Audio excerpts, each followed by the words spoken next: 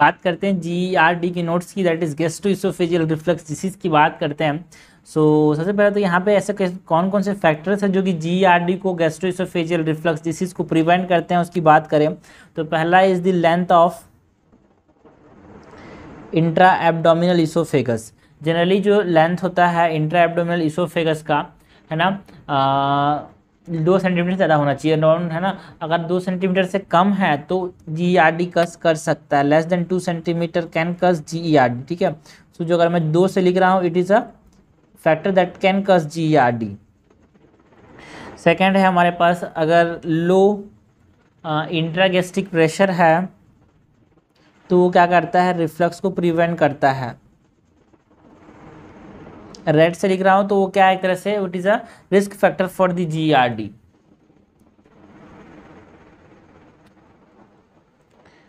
Third, अगर हमारे पास जो एंगल ऑफ फिश है वो हमारे पास GERD को प्रिवेंट करता है। रिफ्लक्स बाहर खाने कंटेंट यहाँ पे दिख रहा है ना, ये नॉर्मली तो क्लोज रहता है, ये जो स्पिंक्चर है ना, तो ये देखो, ये जो इंट्रा एब्डोमिनल इसोफेगस है ना, जो कि इसोफेगस जो है एब्डोमेन में, वो जितना बड़ा होगा उतना कम रिफ्लक्स होगा। लेकिन अगर छोटा हो गया 2 सेंटीमीटर तो दिक्कत है कि गैस्ट्रोइसोफेजियल रिफ्लक्स डिसीज हो सकता है, चांसेस हैं। नाउ एंगल ऑफ फिश जो है वो भी प्रिवेंट करता है GERD को, है ना। Finch cook effect, pinch cook effect जो होता है, it also prevents the GERD। Fifth the lower oesophageal sphincter जो है, यहाँ पे ये लोअर इसोफेजियल स्पिंक्चर जो है, ये यहाँ पे इसका प्रेशर जो है वो भी क्या करता है, डिटरमाइन करता है GERD को। अगर प्रेशर ज़्यादा कम हो गया, नॉर्मली 10 to 25 mm Hg होता है यार, ज़्यादा कम हो गया तो खुल जाएगा। So if it is less than 6 then it can lead to GERD। ये हो गया फैक्टर्स जो कि प्रिवेंट करते हैं GERD को। Now clinical features of GERD की बात करें तो गैस्ट्रोइसोफेजियल रिफ्लक्स, दिस इज नाम से समझ आ रहा है गैस्ट्रोइसोफेजियल रिफ्लक्स होगा तो रिगर्जिटेशन होगा। सो यहाँ पे ट्रायड मिलता है यार, triad of heart burn, triad of epigastric pain,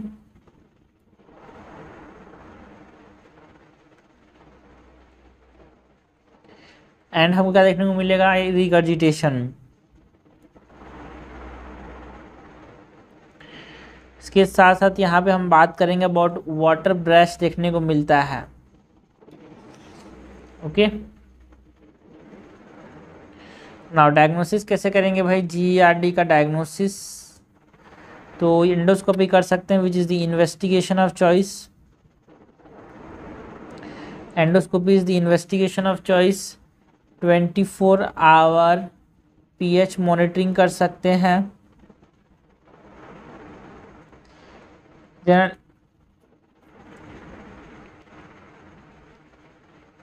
surgery से पहले, and manometry that is pressure देख सकते हैं भाई हमारे पास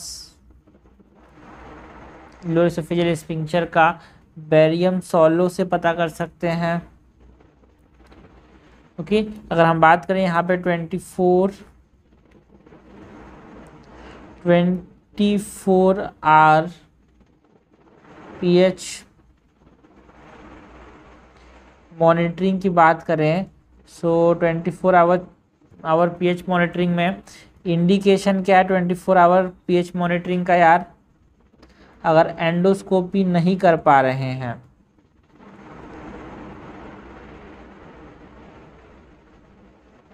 एंडोस्कोपी नहीं कर पा रहे हैं या फिर हमने सर्जरी के लिए प्लान किया है, तो हम क्या करते हैं यहाँ पे 24 आवर pH मॉनिटरिंग करते हैं। सो एक pH प्रोब लेते हैं यार, pH प्रोब लेते हैं 5 centimetre proximal to the gastroesophageal junction में उसको डालते हैं। एंड अगर pH जो है लेस देन 4 आ ही रहा है फॉर 5 मिनट, मतलब रिफ्लक्स हो रहा है गैस्ट्रिक कंटेंट का, सो ये चांसेस बता रहे हैं कि GERD होगा। एंड इसको बोलते हैं DeMeester score, it is more than 14.7 then it is diagnostic that यहाँ पे हमारे पास क्या होगा, गैस्ट्रोइसोफेजियल रिफ्लक्स डिसीज होगा। तो ये हमने बात की about the diagnosis of GERD। ना अगर हम कॉम्प्लिकेशन की बात करें तो जीआरडी में क्या क्या कॉम्प्लिकेशन हो सकते हैं भाई। अगर रहा ऐसे ही इसको ठीक नहीं किया तो बैरेट्स इसोफेगस हो सकता है, और इसका एक अलग शॉर्ट नोट आता है उसको हम देखेंगे। So Barrett's oesophagus is a complication of GERD. Stricture बन सकता है, एस्पिरेशन देखने को मिल सकता है यार, एस्पिरेशन इन चिल्ड्रंस। मैनेजमेंट की बात करें तो मैनेजमेंट में क्या कर सकते हैं हम, है ना, लाइफस्टाइल मॉडिफिकेशन,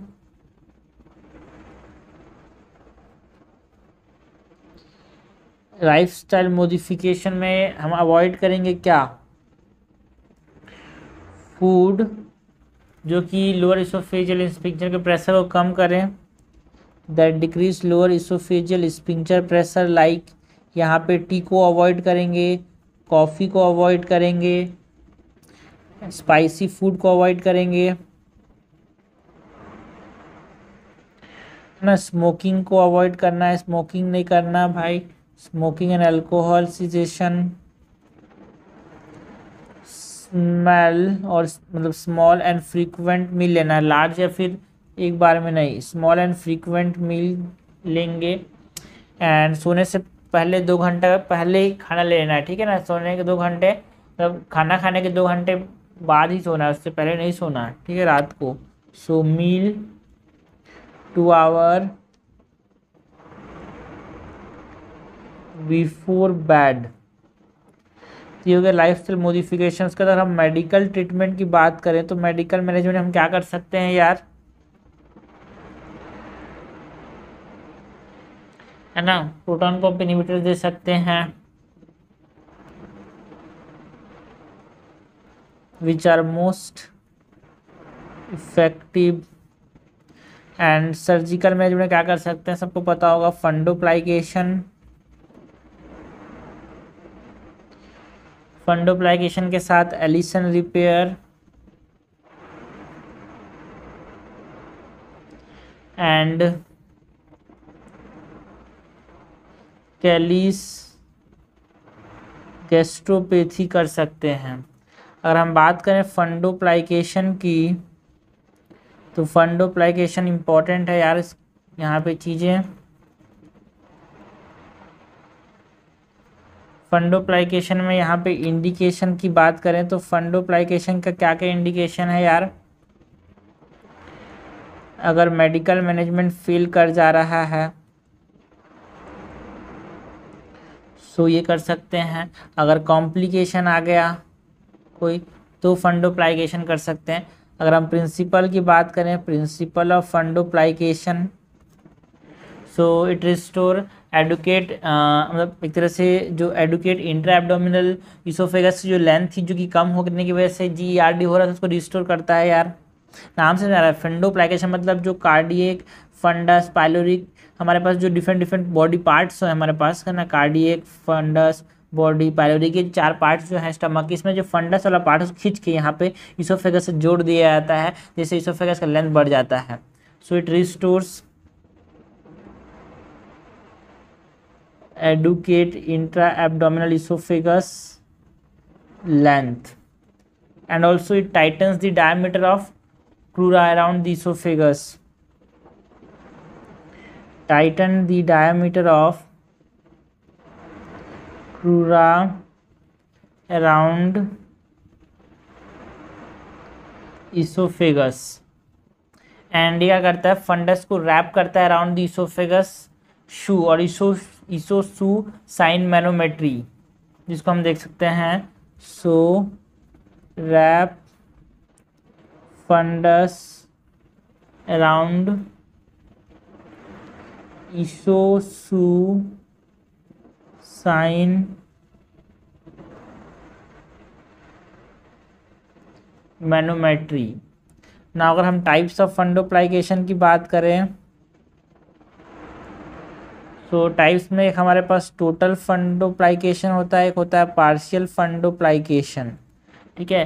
टोटल में हम क्या करते हैं, पूरा 360 डिग्री, सपोज करो ये हमारे पास स्टमक है यार, सो ये स्टमक है, ये हमारे पास पाइलोरिक हो गया, ये फंडस, ये बॉडी, ये कार्डियक, फंडस बॉडी पायलोरिक। तो 360 डिग्री में हम पूरा रैप करते हैं यहाँ पे स्टमक को, मतलब जो इसोफेगस को पूरा, है ना। सो इसमें क्या होता है, रैपिंग 360 डिग्री। सो रैपिंग 360 डिग्री रैपिंग होती है, इसको बोलते हैं नीसेंस टेक्निक, है ना। सो एक होता है पार्शियल, जिसमें 4 चीज़ें होती है। एक होता है वाटसन मेथड, इसमें लेस देन 180 डिग्री ऑफ रखते हैं यहाँ पे। एंड एक होता है डोर, जिसमें मोर देन 180 मतलब बट लेस देन 270। एक होता है टॉकपैट, जहाँ पे 270 टू 180 बट पार्शियल, ओके।